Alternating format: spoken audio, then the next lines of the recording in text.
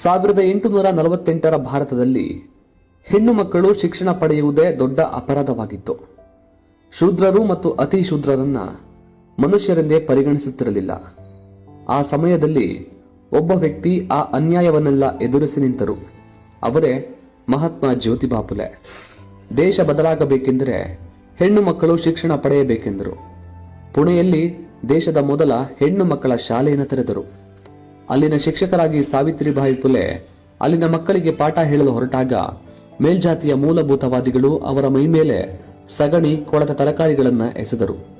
ಆದರೂ ಅವರು ನಿಲ್ಲಲಿಲ್ಲ. ಒಂದು ಸೀರೆ ಕೊಳೆಯಾದರೇನಂತೆ ಇನ್ನೊಂದು ಸೀರೆ ಧರಿಸಿ ಶಾಲೆಗೆ ಹೋಗುತ್ತಿದ್ದರು.